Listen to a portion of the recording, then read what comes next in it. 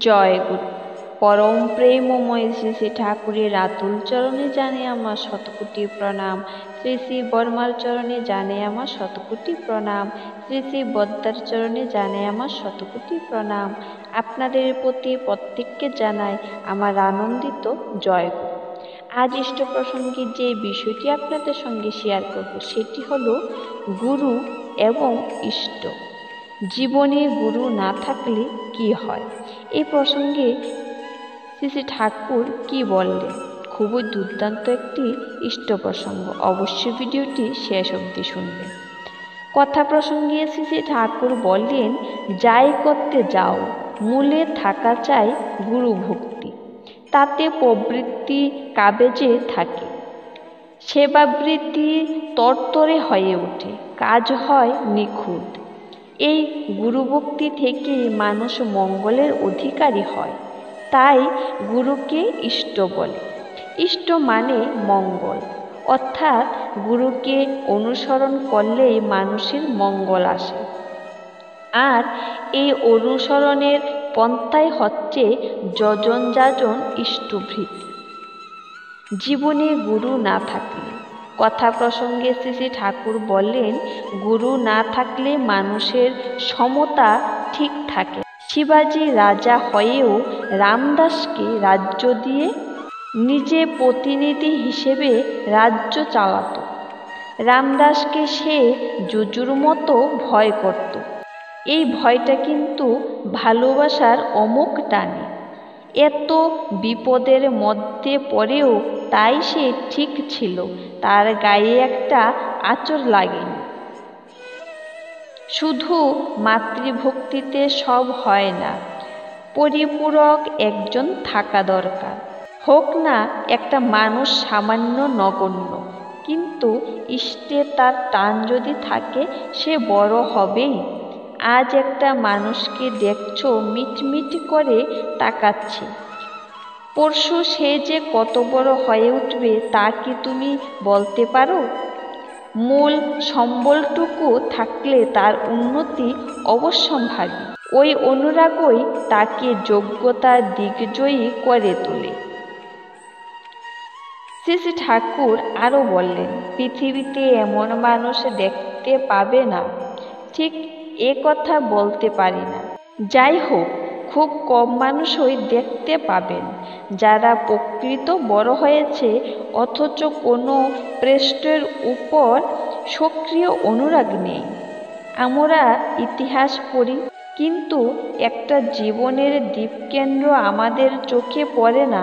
তাহলে দেখতে পেতাম যে সেই অনুরাগ ছাড়া কেউ বড় হয়নি। এক ভদ্রলোক বললেন, আমি একজনের উপর নির্ভর করতে যাব কেন? আমি নিজেই তো পারি।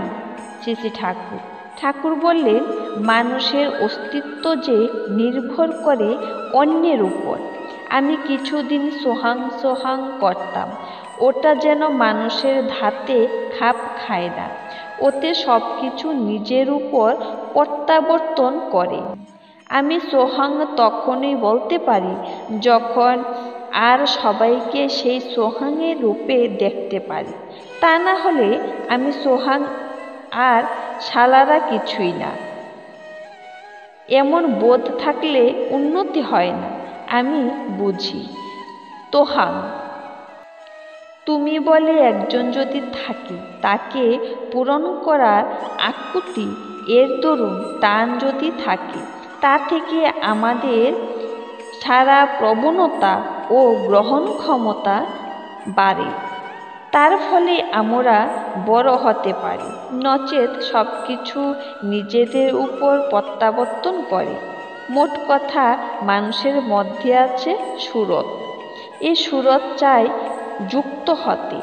এই সুরত মা, বাবা, গুরু ইত্যাদিকে ঠিকভাবে যুক্ত হবার ফলে যেই মানুষ কর্মঠ হয়ে ওঠে তার উন্নতি হবেই। ঠাকুর কথার মানে তিনি ঠক্কুর, অর্থাৎ ঠক্কুর দেন। আমাদের বৃত্তির সঙ্গে আর তার সঙ্গে সংঘাত বাধে, এই সংঘাতের ফলে আসে নিয়ন্ত্রণ। কথা প্রসঙ্গে একজন জিজ্ঞেস করলেন, অনেক দেশবর্ণ মানুষের মাতৃভক্তি বরং বোঝা যায়, কিন্তু গুরুভক্তি তো দেখি না। শ্রী শ্রী ঠাকুর বললেন, তেমনভাবে মাতৃভক্ত হলে তারই ঠেলা সামলান দেয়, তারপরে তো গুরুভক্তি। গুরুর প্রয়োজন এই জন্য যে তিনি সব স্তরেই পরিচালিত করতে পারেন,